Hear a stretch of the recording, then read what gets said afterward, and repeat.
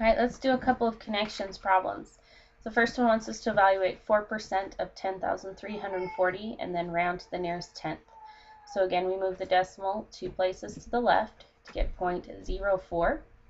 Of means multiplication, so we multiply by 10,340. We start with that.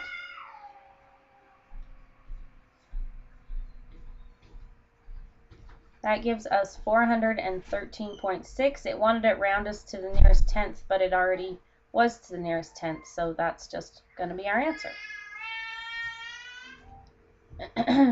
Here's Hang Hu rented an electric nailer to finish putting together kitchen cabinets. The nailer cost $36 down and $4 for each hour. What could represent Hang's cost C for H hours? Well, if you wanted to find his cost for 1 hour, you could just think of it that way. You would have to pay $36 to have it plus $4 for the 1 hour. If you had it for 2 hours, you would have to pay $36 plus 8, right? 4 times 2 hours, because it's $4 for each hour. If you wanted to rent it for 3 hours, it would be $36 plus the cost for 3 hours, which would be $4.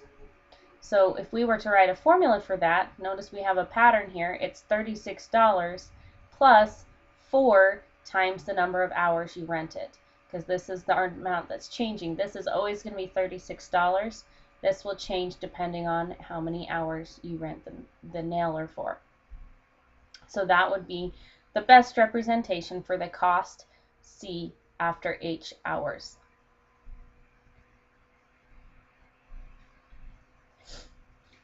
Okay, here's a geometry question. Suppose the area of a circle is 144 pi square inches. Which of the following represents the radius of the circle? Okay, so we're talking about area of a circle. So let's write down the formula.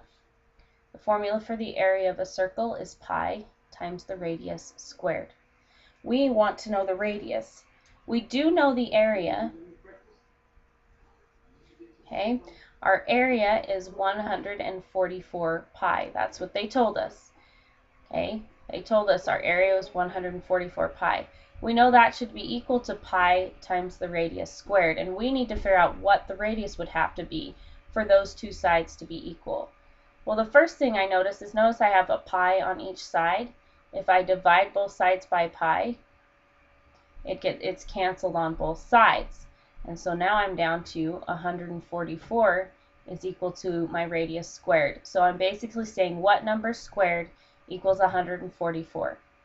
Okay, if you don't know that off the top of your heads, the way to find that number, the way you get rid of a square when solving an equation is to take the square root. Okay, so we get r equals the square root of 144, which is 12. So the radius here would be 12 inches, not 12 pi inches, not 12 divided by pi, just plain 12.